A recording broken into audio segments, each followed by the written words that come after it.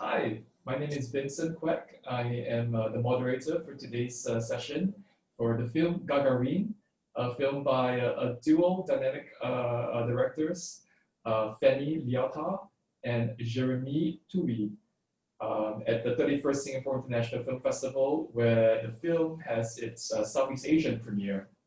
So joining me today are Fanny and Jérémy. First ask really quickly, what drew you to Gagarine, the housing estate of Gagarine? It was 6 years ago now. We arrived in Paris with Fanny. We are from the countryside of France, and we both wanted to make films, but we never studied it really, and it was new for us, so we didn't really know how to do. And friends of us were architects working on the future demolition of the block Gagarine, invited us to go there and make documentary portraits of the inhabitants, and in this specific situation of living in a place that was going to be demolished. And when we arrived there, we discovered this big red block building, its history being inaugurated 50 years ago by Yuri Gagarin, and its present situation. And both of us, we were like, wow, we should make a fiction here. And so it began with a short film 5 years ago named Gagarin already.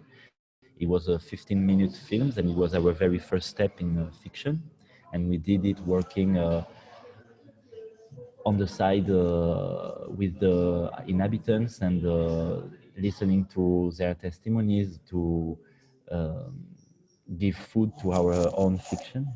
And this short film was not enough to tell the entire story we wanted to tell. So we decided after that to take time and write the feature story that became the film we are showing today in Singapore International Film Festival. Oh, that's wonderful. And can I ask, how did you and Fanny meet in the first place? I read in the press kit you guys met at school while studying political science in Bordeaux.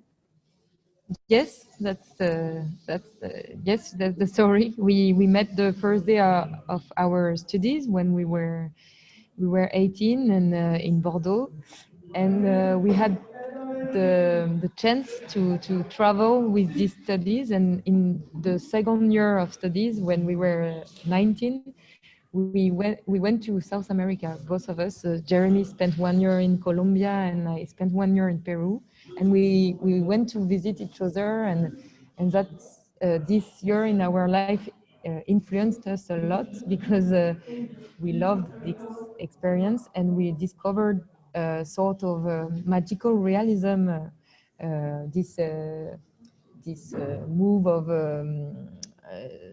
literature, but also cinema, and also something in the air, in the spirit of people there, that really, I think we kept it with us. And in the writing of Gagarine, it was still. Yes, very, very, very true. I mean, you can really see many South American cinema with magical realist tendencies. Raul Ruiz, the director that made Yao Ya, which is the Viggo Mortensen film. I think those were all films with very, very yes, from Argentina. Yes, I don't remember his name, but yes. Yeah, he's got that little taste, and it's definitely the magical realism is in spades in your film as well. Can you also touch upon how did you manage to decide? Okay, you would take something very concrete, which is a housing estate, and then decide to use space as the thing to explore. I mean, of course, the name of the building, maybe, but is there something else that you thought maybe was otherworldly about this housing estate that made you want to, oh, maybe we should try injecting a little bit of this building about space and astronomy into your film? Oui, on va répondre. Yes, the story, of course, the history of the place, but also the architecture was really inspiring for bringing space to this place, because uh, it was built in the 60s, where we were in the race for space between United States and Russia, most of all. But uh, so many buildings around Paris and everywhere in the world have this mood in their architecture of modernism and futurism. And so we were influenced by this architecture that we wanted to film as a spaceship. And also the willing at the first willing at writing this film was to make a step aside to show this place, this neighborhood, who has quite a bad reputation in France, Mm. with a new point of view, a poetic point of view. And the bringing space was really the good way for us to make this step aside and to bring magic in a place that we we see in the medias a lot, and Yes, is always portrayed in very always bad pointing light. at the bad things. Yes. Mm. Je sais pas si tu veux compléter ça. It's very interesting to see your film in Singapore, because here, about 80% of housing is like the buildings in your film. It's all high rise. They go from 6 stories, and now we even have 50-story buildings in Singapore, and they collectively house about 80% of the population, because we are such a small island, so we keep building up. So it's kind of funny that housing blocks in other countries like yours are seen as maybe for lower income, or a bit less for not as well-to-do neighborhoods, whereas it's quite the norm in Singapore.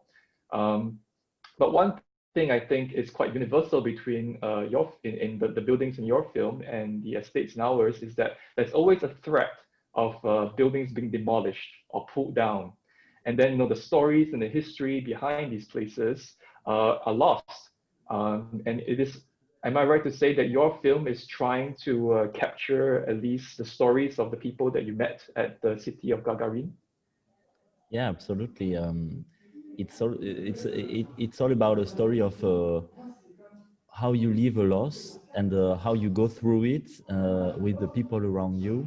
And what's really interesting on the case of Gagarine, but many buildings around the world, is that it represents a home and heritage also. Like in Gagarine, we really met people that lived there for 3 generations. There were the grandparents in one apartment, the kids in another one, and the grandkids in another one, and it was really their patrimony. So when the building disappears, it's an all private and collective story at the same time that disappears. Mm. And making the film was also hoping that we would leave a testimony of what was Gagarine, now that it is not here anymore. Mm.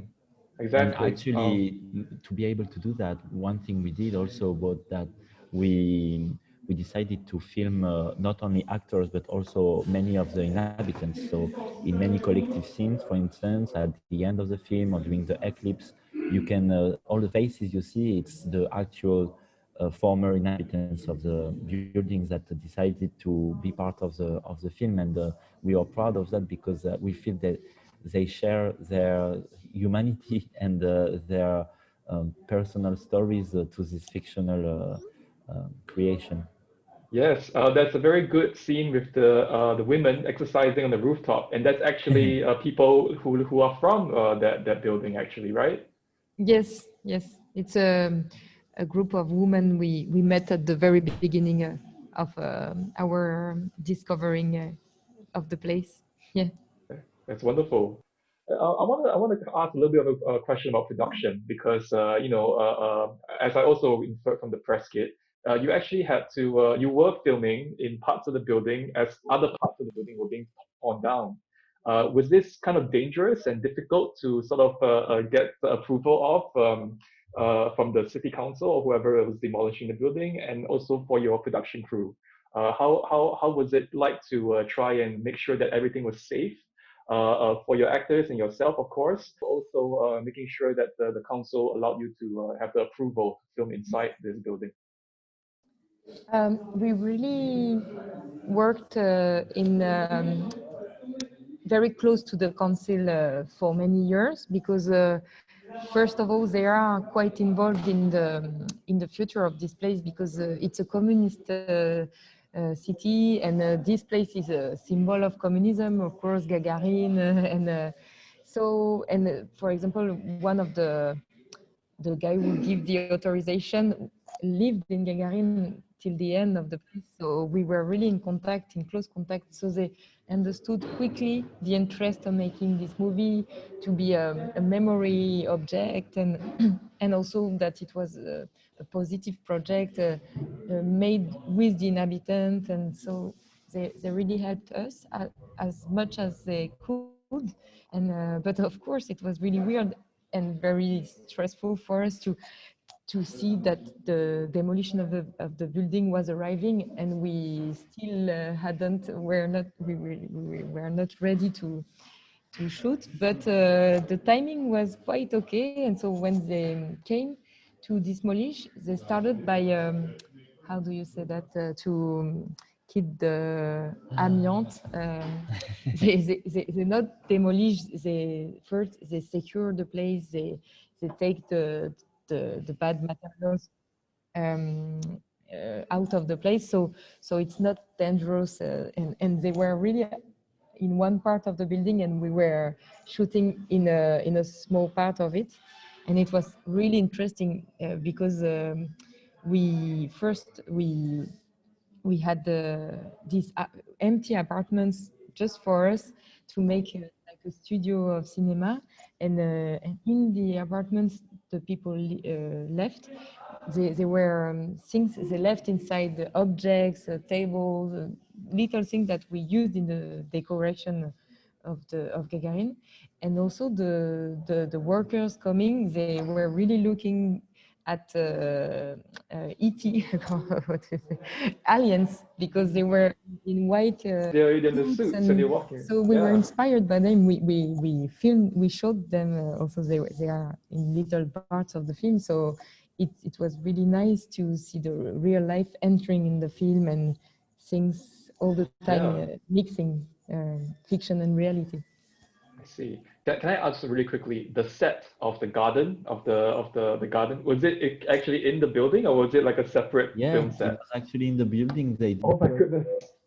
several walls to have more space and to create this big garden. And the crew of the decoration team, actually they grew the plants. Wow. So they became friends with some shared gardens around the Gagarine housing project, where months before they planted the seeds and saw it growing. And on the D-Day, they brought all together in the actual apartment that we decided would be the garden. And yeah, it was amazing, because this building that we met 6 years ago, where we visited so many apartments, people became friends of us. We saw the building being emptied little by little. And then during the shooting, as said Fanny, suddenly we could, it became our playground. So here was the star room. He was the spaceship of Yuri, and for all the crew and the team, and even the inhabitants who came back to be in the film. It was quite impressive to see their building being transformed this way. Yeah, absolutely, absolutely. And it's crazy that you actually propagated plants just around the buildings, and you brought them in for the set. Your set design, by the way, I have to give props to your set designer. It's amazing. I mean, just the look and feel. I mean, please give my due compliments. It's a wonderful. Marion Burger, thank you. We will tell her she's great, and she worked with a big team with not big resources, because it's not a huge blockbuster, Gagarine, but it was its scene was challenging on many levels. And yeah, thank you for recognizing. Yeah, no, you really made the production design really popped, and you made very good with the resources you have. I guess I have to say, I mean, the demolition, is it the real demolition at the end of the film, or Yes. Yes, was, yes? the images are, yes, at the very end after, yes, in real life it is destroyed with a machine and not by explosion. Okay, yes. As So we it can, was, yes, it's right. eaten little by little. We shot that at the end of August. So really during the shooting, they began to eat the building. So it Yeah. was really running against the clock to be able to shoot in the building before it disappeared. But it took Okay. time because also because of the pandemic and everything, they Yeah. finished to demolish it like 1 month ago. It took time. Wow. Okay. Can I just ask really quickly about the performances from your wonderful cast? Did it have an effect on them as they came on set and they worked and they saw the building slowly? Did it help them get into character? What were some of your performance directions like to Alsani Batali, is right, and Lina Kudri? It is the two leads. They are wonderful, and yeah. How did you direct them? Je raconte le casting ou juste. Ouais, vas-y, commence.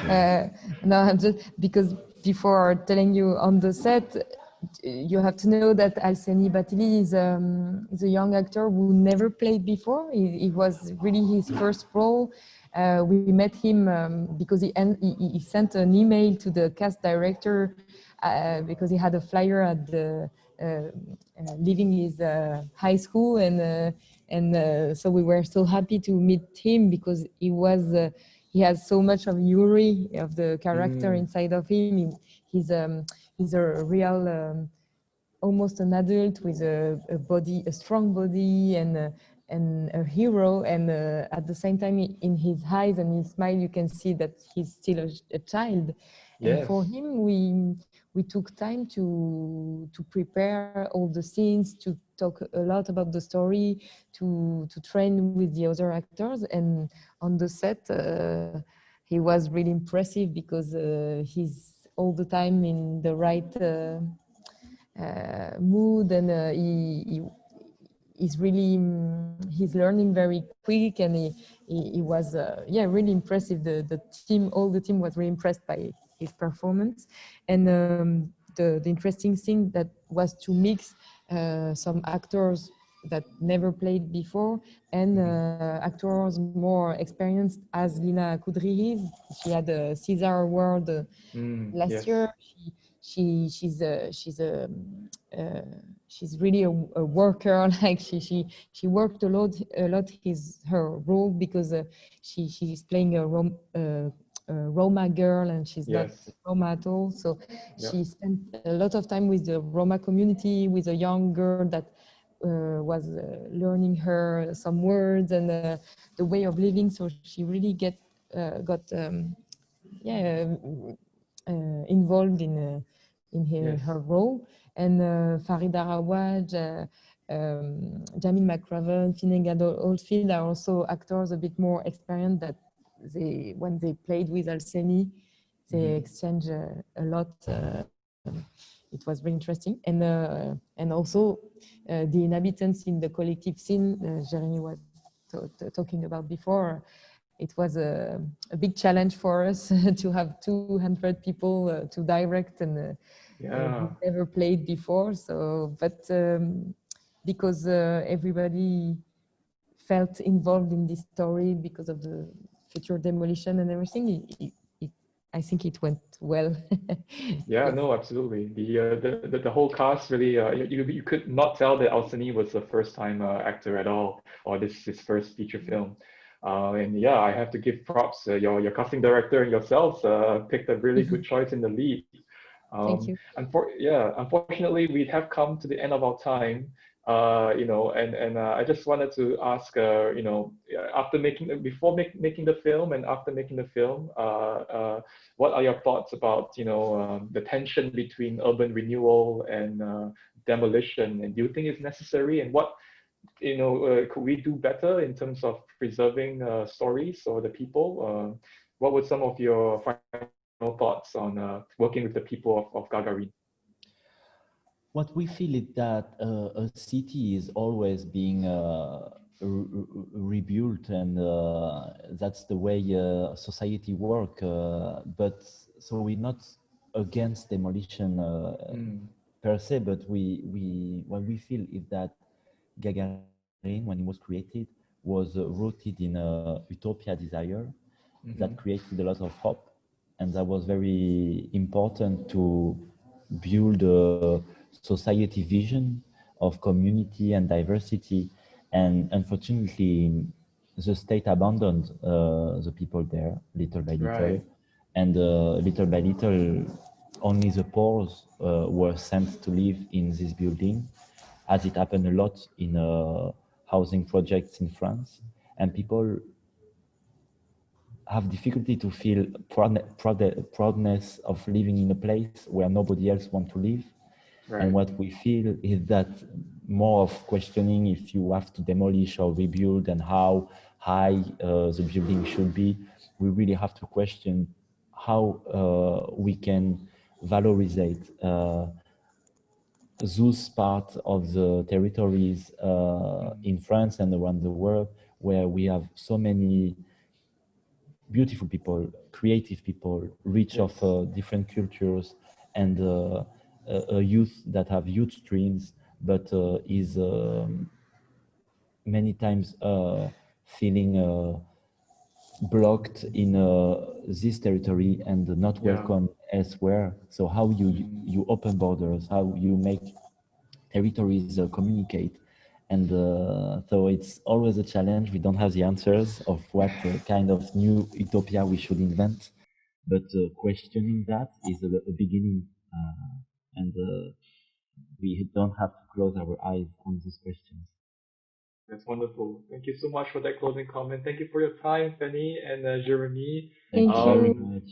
Thank you, and wish you all the best. And thank you for bringing the film to Singapore. We're so proud. We're so happy that you could see it, and we would have loved really be with you in person. But we hope maybe someday we can come to present the film at another occasion in Singapore. That would be lovely. Yes. Well, we are currently slating the film for first quarter 2021 in theaters. In Singapore, so I don't know if things can improve by February or March, hopefully. But yeah, hopefully, fingers crossed. Okay. Yes. And congratulations on your baby, Fanny. I understand from Totem that you have a baby this year. Yes, many babies. The film and the baby. It's a good year. Yeah, it's a good year. Yeah.